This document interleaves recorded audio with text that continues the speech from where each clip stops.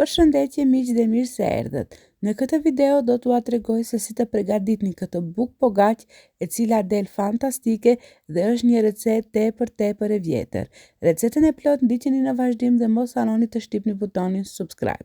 Fillimisht na nevojiten 200 ml me qumësht të cilën e kemi ngrohur paraprakisht, pra qumshi nuk duhet që të jetë i nxehur. Shtojmë 10 gram maja buke dhe një lugë të gjellës me sheqer. Do t'i përzijem mirë. Pastaj këtu, te kjo përbërja, do të shtojmë edhe një lugë me miell. Dhe miellin do ta përzijem mirë. Dhe këtë do ta lëm që të pushoj derisa maja të aktivizohet për 5 minuta. Në ndërkohë do të vazhdojmë që të përgatisim pjesën tjetër. Këtu un kam 1 kg dhe 300 gram me miell. Në mes do ta hapim kështu një vrim për të hudhur përbërësit e tjerë. Shtojmë 100 ml me vaj, një vezë të plot, një lugë të gjellës me krip, por do ta hudhni kripën anash, jo tek veza. Tani do të shtojmë dhe majan e cila tashmë është aktivizuar. Dhe këto përbërësit do t'i përzijem edhe një herë bashk. Pra derisa të na tretet e kuqja e vezës, në këtë formë. Dhe tani do të shtojmë një lugë të gjellës me sot të bukës. Pasi që e përzijem dhe këtë, tani do të shtojmë ujin, por ujin ju gjithmonë do ta kontrolloni se sa ujë do t'ju nevojitet, sepse kjo gjithmonë varet nga marka e miellit të cilën jeni duke e përdorur. Mua më janë nevojitur 650 ml me ujë, por ju do ta shtoni ujin nga pak derisa të formojmë një brum të fortë.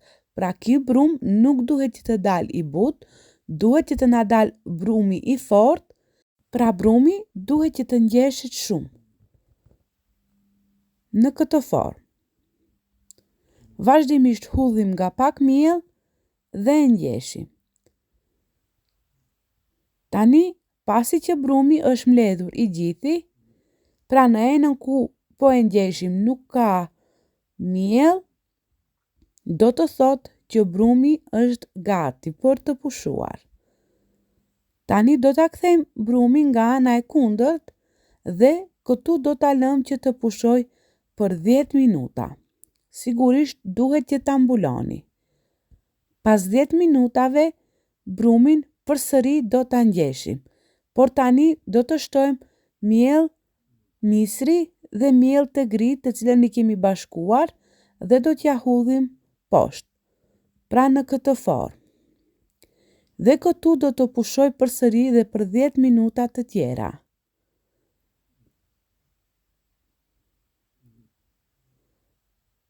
Përsëri, pasi ka pushuar, e mbledhim edhe një herë, duke i hedhur poshtë vazhdimisht nga mielli të cilën e kemi përzier, miell gruri dhe miell misri.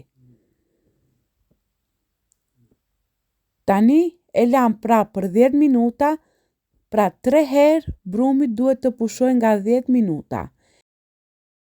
Herën e tretë do të marrim një pecet kuzhine të cilën e përdorni për gatime, hedhim nga mielli të cilën e kemi përzier, që të mos na ngjitet brumi dhe do ta qesim brumin këtu. Pra si që shikoni, brumi është zbutur prap dhe këtu do ta mbulojmë dhe do ta lëmë dhe për 10 minuta të tjera. Tani këtu pas 10 minutave, brumi ka pushuar mjaftueshëm dhe është koha që ne ta hollojmë, pra ta hapim më të madhe sa e kemi tepsinë. Hudhim pak miell dhe tani do ta hapim me një shkop përpet në këtë formë nga mesi, një herë në anën e gjajtë, pastaj në anën e majtë. Por gjithmonë do ta kontrolloni që ta hapni bukën sa është tepsia, pra që të mos ju dalë më e madhe se tepsia. Në këtë formë. Dhe tani, pasi që e holluam, do ta lëm atë të pushoj përsëri dhe për 10 minuta të tjera. Pra kjo bukë për të dalë tepër e mirë, duhet që të pushoj shumë herë. E mbulojmë dhe e lëmë që të pushoj, siç ju thash, dhe për 10 minuta. Dhe pas 10 minutave, buka është gati për pjekje.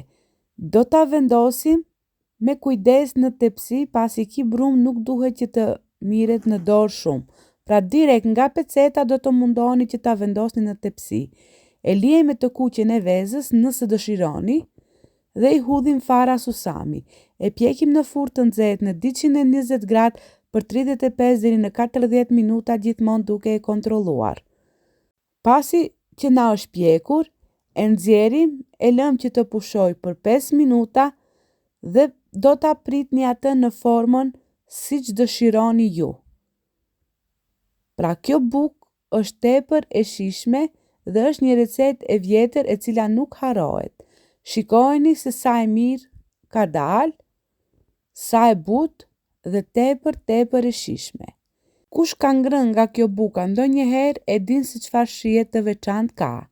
Tani ju mund që ta shoqëroni me çfarë të dëshironi, por unë e shoqëroj me këtë djellën e qepëve. Shtojmë vaj, do të shtojmë pak suxhuk, shtojmë karrota, do të shtojmë edhe disa speca të thatë dhe këto së bashku do t'i skuqim për 5 deri në 7 minuta. Pasi që këto janë skuqur mjaftueshëm, tani është koha që t'i shtojmë qepët. Unë këtu kam shumë qep, pra kam 8 kokra qep, por ju mund që të përgatitni sa të dëshironi, edhe mas më të vogël. Shtojmë biber të kuq, biber të zi dhe spec të thatë, i cili është pak djegës. Tani, pasi që këto qepët na janë skuqur mjaftueshëm, këtu do të shtojmë 200 ml me ujë dhe do t'i përgatisim për 30 minuta në zjarr të ngadalt. Pas 30 minutave, djella është gati, e shëndetshme dhe shumë e shijshme. Dhe me këtë lloj buke të cilën e kemi përgatitur, kjo djellë shkon shumë. Pra miqtë e mi, kjo ishte receta ime për ju sot. Shpresoj që juve t'ju ketë pëlqyer dhe ta provoni. Për më shumë receta na ndiqni.